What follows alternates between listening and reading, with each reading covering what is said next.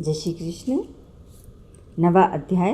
ब्रह्मा जी का भगवत धाम दर्शन और भगवान के द्वारा उन्हें चतुर्श्लोकों की भगवत्ता का उपदेश। श्री सुखदेव जी ने कहा, परीक्षित, जैसे स्वप्न में देखे जाने वाले पदार्थों के साथ उसे देखने वाले का कोई संबंध नहीं होता, वैसे ही देहादि से अतीत अनुभव स्वरूप आत्मा का माया के बिना दृश्य पदार्थों के साथ कोई संबंध नहीं होता। विविध रूप वाली माया के कारण वह विविध रूप वाला प्रतीत होता है और जब उसके गुणों में रम जाता है तब यह मैं हूँ, यह मेरा है, इस प्रकार मानने लगता है। किंतु जब यह गुणों को क्षुब्ध करने वाले काल और मोह उत्पन्न करने वाली माया, इन दोनों से परे अपने अनंत स्वरूप में मोहरहित होकर रमण करने लगता है, आत्माराम हो जाता है, तब यह मैं मेरा का भाव छोड़कर पूर्ण उदासीन गुणातीत हो जाता है। ब्रह्मा जी की निष्कपट तपस्या से प्रसन्न होकर भगवान ने उन्हें अपने रूप का दर्शन कराया और आत्म तत्व के ज्ञान के लिए उन्हें परम सत्य परमार्थ वस्तु का उपदेश किया। वही बात मैं तुम्हें सुनाता हूँ। तीनों लोकों के परम गुरु आदिदेव ब्रह्मा जी अपने जन्म स्थान कमल पर बैठकर सृष्टि करने की इच्छा से विचार करने लगे, परंतु जिस ज्ञान दृष्टि से सृष्टि का निर्माण हो सकता था और जो सृष्टि व्यापार के लिए वांछनीय है, वह दृष्टि उन्हें प्राप्त नहीं हुई। एक दिन वे यही चिंता कर रहे थे कि प्रलय के समुद्र में उन्होंने व्यंजनों के 16वें एवं 21वें अक्षर त तथा प को तप तप तप करो इस प्रकार 2 बार सुना। परीक्षित, महात्मा लोग इस तप को ही त्यागियों का धन मानते हैं। यह सुनकर ब्रह्मा जी ने वक्ता को देखने की इच्छा से चारों ओर देखा, परंतु वहाँ दूसरा कोई दिखाई न पड़ा। वे अपने कमल पर बैठ गए और मुझे तप करने की प्रत्यक्ष आज्ञा मिली है, ऐसा निश्चय और उसी में अपना हित समझकर उन्होंने अपने मन को तपस्या में लगा दिया। ब्रह्मा जी तपस्वियों में सबसे बड़े तपस्वी हैं, उनका ज्ञान अमोघ है। उन्होंने उस समय 1 सहस्र दिव्य वर्ष पर्यंत एकाग्र चित्त से अपने प्राण, मन, कर्मेंद्रिय और ज्ञानेंद्रियों को वश में करके ऐसी तपस्या की जिससे वे समस्त लोकों को प्रकाशित करने में समर्थ हो सके। उनकी तपस्या से प्रसन्न होकर भगवान ने उन्हें अपना वह लोक दिखाया जो सबसे श्रेष्ठ है और जिससे परे कोई दूसरा लोक नहीं है। उस लोक में किसी भी प्रकार के क्लेश, मोह और भय नहीं है। जिन्हें कभी एक बार भी उसके दर्शन का सौभाग्य प्राप्त हुआ है, वे देवता बार बार उसकी स्तुति करते रहते हैं। वहाँ रजोगुण, तमोगुण, उनसे मिला हुआ सत्वगुण भी नहीं है। वहाँ न काल की दाल गलती है और न माया ही कदम रख सकती है। फिर माया के बाल बच्चे तो जा ही कैसे सकते हैं। वहाँ भगवान के वे पार्षद निवास करते हैं जिनका पूजन देवता और दैत्य दोनों ही करते हैं।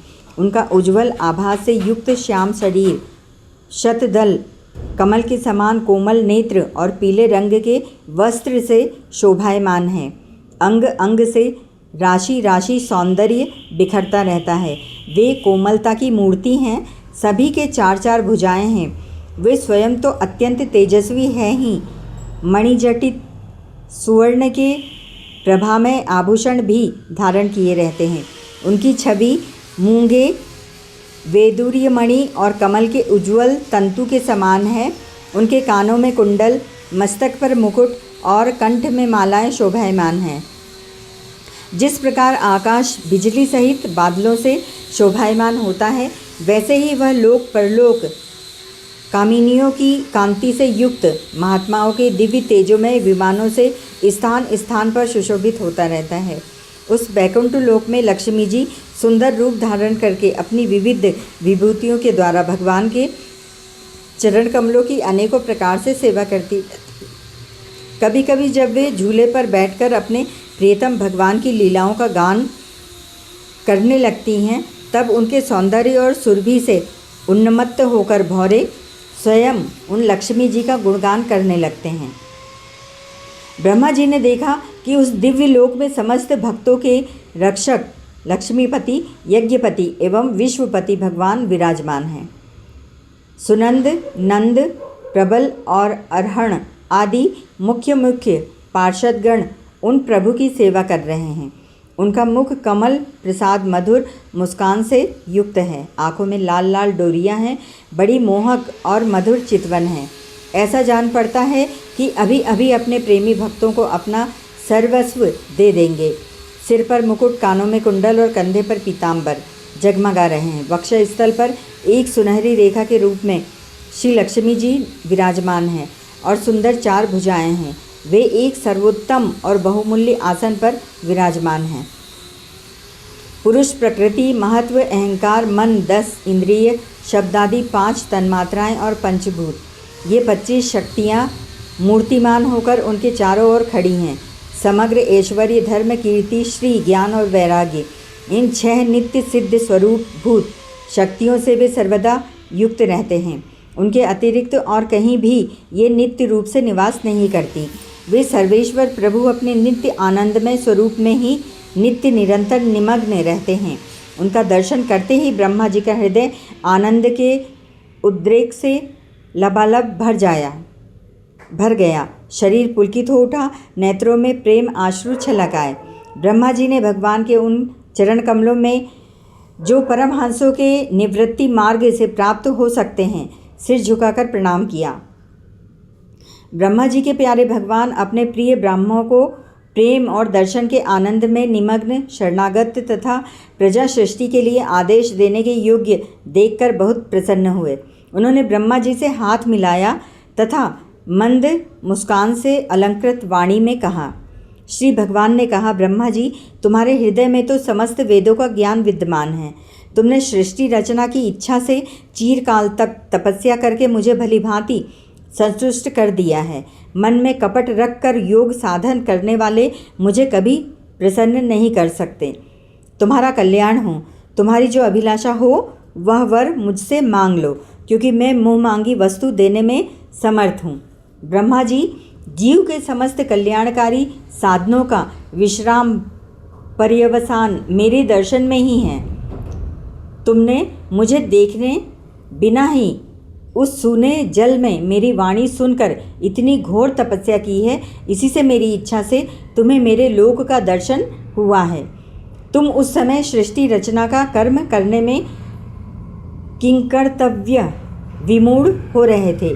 इसीलिए मैंने तुम्हें तपस्या करने की आज्ञा दी थी, क्योंकि निष्पाप तपस्या मेरा हृदय है और मैं स्वयं तपस्या का आत्मा हूँ। मैं तपस्या से ही इस संसार की सृष्टि करता हूँ, तपस्या से ही इसका धारण पोषण करता हूँ और फिर तपस्या से ही इसे अपने में लीन कर लेता हूँ। तपस्या मेरी एक दुर्लभ्य शक्ति है। ब्रह्मा जी ने कहा, भगवान, आप समस्त प्राणियों के अंतःकरण में साक्षी रूप से विराजमान रहते हैं। आप अपने अप्रतिहत ज्ञान से यह जानते ही हैं कि मैं क्या करना चाहता हूँ। नाथ, आप कृपा करके मुझ याचक की यह मांगी पूरी कीजिए कि मैं रूप रहित आपके सगुण और निर्गुण दोनों ही रूपों को जान सकूं। आप माया के स्वामी हैं। आपका संकल्प कभी व्यर्थ नहीं जाता। जैसे मकड़ी अपने मुंह से जाला निकालकर उसमें क्रीड़ा करती है और फिर उसे अपने में ही लीन कर लेती है, वैसे ही आप अपनी माया का आश्रय लेकर इस विविध शक्ति संपन्न जगत की उत्पत्ति, पालन और संहार करने के लिए अपने आप को ही अनेक रूपों में बना देते हैं और क्रीड़ा करते रहते हैं। इस प्रकार आप कैसे करते हैं, इस मर्म को मैं जान सकूं, ऐसा ज्ञान आप मुझे दीजिए। सजग रहकर सावधानी से आपकी आज्ञा का पालन कर सकूं और सृष्टि की रचना करते समय भी कर्तापन आदि के अभिमान से बंध न जाऊं। प्रभु, आपने एक मित्र के समान हाथ पकड़कर मुझे अपना मित्र स्वीकार किया है। अतः जब मैं आपकी इस सेवा सृष्टि रचना में लगूं और सावधानी से पूर्व सृष्टि के गुण कर्मानुसार जीवों का विभाजन करने लगूं, तब कहीं अपने को जन्म कर्म से स्वतंत्र मानकर प्रबल अभिमान न कर बैठूं। श्री भगवान ने कहा, अनुभव, प्रेम, भक्ति और साधनों से युक्त अत्यंत गोपनीय अपने स्वरूप का ज्ञान मैं तुम्हें कहता हूँ। तुम उसे ग्रहण करो। मेरा जितना विस्तार है, मेरा जो लक्षण है, मेरे जितने और जैसे रूप गुण और लीलाएं हैं, मेरी कृपा से तुम उनका तत्व ठीक ठीक वैसा ही अनुभव करो। सृष्टि के पूर्व केवल मैं ही मैं था। मेरे अतिरिक्त न स्थूल था न सूक्ष्म, और न तो दोनों का कारण अज्ञान। जहाँ यह सृष्टि नहीं है वहीं मैं ही मैं हूँ, और इस सृष्टि के रूप में जो कुछ प्रतीत हो रहा है वह भी मैं ही हूँ, और जो कुछ बच रहेगा वह भी मैं ही हूँ। वास्तव में न होने पर भी जो कुछ अनिर्वचनीय वस्तु मेरे अतिरिक्त मुझ परमात्मा में दो चंद्रमाओं की तरह मिथ्या ही प्रतीत हो रही है, अथवा विद्यमान होने पर भी आकाश मंडल के नक्षत्रों में राहु की भांति जो मेरी प्रतीति नहीं होती, इसे मेरी माया समझना चाहिए।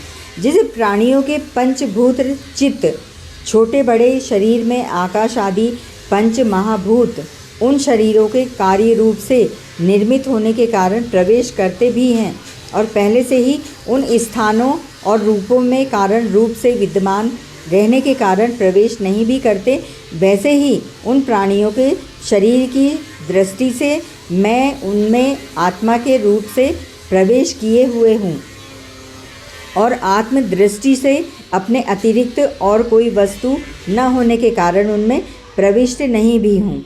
यह ब्रह्म नहीं, यह ब्रह्म नहीं, इस प्रकार निषेध की पद्धति से, और यह ब्रह्म है, यह ब्रह्म है, इस अन्वय की पद्धति से यही सिद्ध होता है कि सर्वातीत एवं सर्वस्वरूप भगवान ही सर्वदा और सर्वत्र स्थित हैं। वही वास्तविक तत्व है।